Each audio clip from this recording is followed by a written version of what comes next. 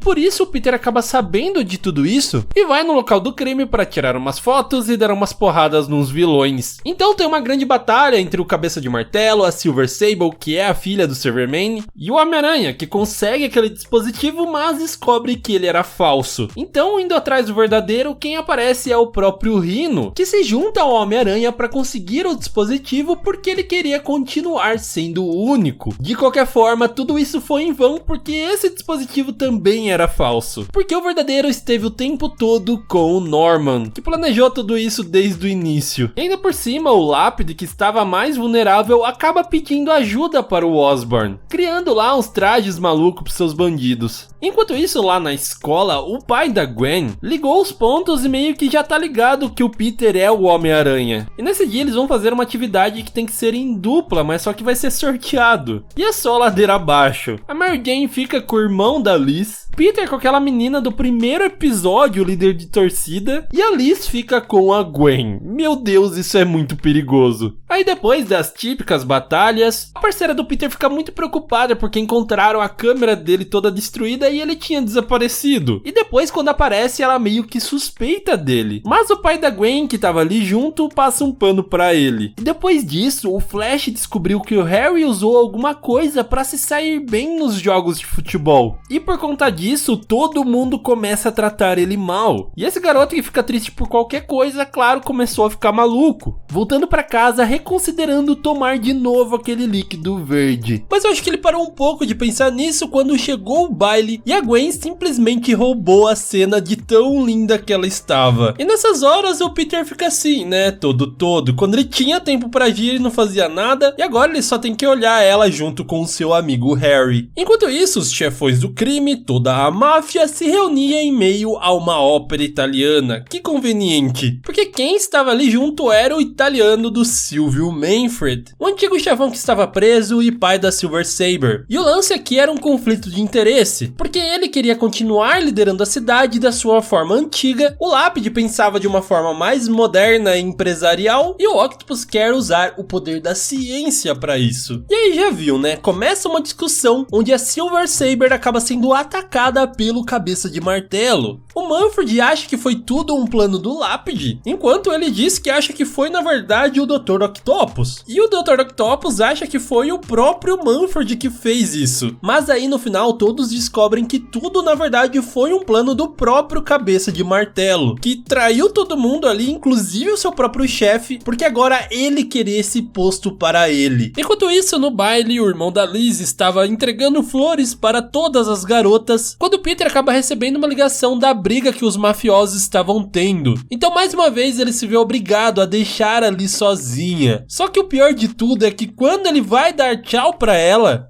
pensa que ela vai dar um beijo nele, mas ele acaba apenas pegando na mão da Gwen, o que deixa ela super chateada, coitada. Mas a Gwen continua defendendo o Peter, porque o Harry já tava caindo de pau em cima dele. Então o Peter vai até lá, briga com todos os mafiosos, com aquela ópera italiana de fundo, e quando ele volta, ele vai correndo pra se desculpar com a Liz, mas ele dá de cara com o irmão dela, que não é bobo e nem nada, e se toca que o Peter na verdade gosta mesmo é da Gwen. Só que ele conseguiria reverter essa situação dando uma linda rosa pra ela e pedindo desculpas. Então a gente descobre que quem estava por trás de toda essa briga entre as gangues era na verdade o próprio Duende Verde, que tinha voltado e parecia ter um plano ainda maior dessa vez, ameaçando todo mundo e se impondo, meio que virando o chefão de tudo. E aí ele faz esse experimento com o irmão da Liz, que transforma o seu corpo em chamas. E ao que parece, ele estava fazendo tudo aquilo em troca de dinheiro, porque o que ninguém sabia é que ele era viciado em apostas de cavalo. E nessas apostas ele acaba perdendo, o que o deixa furioso, se transformando nesse monstro de chamas. Então o Homem-Aranha aparece por lá e ele se toca que é o irmão da Liz. Só que tudo isso já estava nos planos do Duende Verde, que acaba criando um dispositivo que era capaz de controlar à vontade a transformação do Mark quando ele quisesse, obrigando ele então a ir atrás do Homem-Aranha em troca desse controle. E aí tem um grande problema, porque no meio da batalha entre eles, acaba aparecendo a Liz e a Mary Jane, que são basicamente as duas pessoas mais importantes para ele. Só que felizmente o Homem-Aranha consegue derrotá-lo usando, claro, um jato de água, era óbvio. E continuamos quando Norman Osborn pede para que o Homem-Aranha teste a segurança de uma das suas prisões para supervilões, o que já é bem suspeito. Ele consegue passar pela maior parte da segurança até chegar no lugar onde estavam todos os seus vilões que ele já derrotou, presos no mesmo lugar. E é aí que o Duende Verde entra em ação, hackeando todo aquele sistema e liberando todos os vilões com o Homem-Aranha lá dentro. E coincidentemente, quem estava entrando naquela prisão também era a própria Mulher Gato, que estava indo lá para conseguir resgatar o seu pai. E aí que a história fica complicada, porque o pai dela é o Walter Hard. Normalmente é um grande vilão das versões do Homem-Aranha, só que aqui ele não passava de um criminosinho comum. Quer dizer, não é bem assim, porque esse criminosinho foi na verdade quem matou o tio Ben, nesse famoso incidente que o Peter jamais vai esquecer, e nesse momento também ele não conseguiria perdoá-lo. Mas o Walter estava verdadeiramente arrependido de tudo que ele fez, principalmente do incidente com o tio Ben. Então ele é quem acaba se sacrificando, liberando um gás sonífero lá que faz todo mundo dormir, inclusive ele, para que assim a Mulher Gato e o Homem-Aranha consigam escapar. Só que ela ficaria muito triste e não perdoaria o Homem-Aranha por deixar que seu pai ficasse ali na prisão para sempre. E por fim chegamos no último episódio dessa série, que infelizmente foi cancelada, mas ele funciona quase como um final com algumas pontas soltas. Acontece que nos últimos tempos o Harry estava meio sumido e tudo dava a entender que ele estava agindo como o Duende Verde. Só que agora ele aparece lá na casa da Gwen e pede ajuda para todo mundo, inclusive chama o Peter ali e revela que ele não era o Duende Verde dessa vez, que foi o próprio Duende Verde que sequestrou ele e por isso que ele estava sumido. E depois disso ele vai embora e quando o Peter fica sozinho com a Gwen, ele finalmente cria coragem para se declarar a ela. E claro que ela sentia também o mesmo. E ele já estava prestes a trair o Harry e a Liz quando a Gwen para ele e diz que eles têm que terminar primeiro. O problema é que o Harry estava escutando tudo isso do lado de fora. E claro que ele fica muito bravo e ia dar uma grande treta. Só que antes disso, o Peter já tomou a frente e foi lá para terminar com a Liz, que quando percebe o que está acontecendo já reverte a situação e ela que acaba terminando com ele. Só que no fundo ela fica extremamente triste, coitada. E aí começa o jogo de investigação do Sherlock Holmes. Quem será que é o Duende Verde? É o Norman ou é o Harry? É o pai ou é o filho? Ninguém sabe. E tudo isso desemboca numa grande batalha em que o Harry e o Norman estão dentro de um helicóptero quando o Duende Verde está lá atrás do Homem-Aranha. Só que aí o Peter consegue tirar a máscara do Duende Verde e ele era na verdade o próprio Norman. E aquele que estava no helicóptero junto com o Harry é o tal do Camaleão, que não tá nem aí e pula do helicóptero. E sim, o Harry sabe pilotar um helicóptero. Um garoto de 16 anos, sei lá. E aí todas as peças começam a se encaixar e a gente descobre que o Duende Verde na verdade sempre foi o Norman. Inclusive foi ele que incriminou o seu filho para que os outros pensassem que ele era o Duende Verde, sendo que ele nunca fez nada daquilo, ele só tava muito louco daquele negócio verde mesmo. E aí temos outro desfecho clássico, onde o Homem-Aranha acaba matando o Duende Verde na frente do seu próprio filho. Ele se choca lá numa caixa d'água cheia de bombas e fica explodindo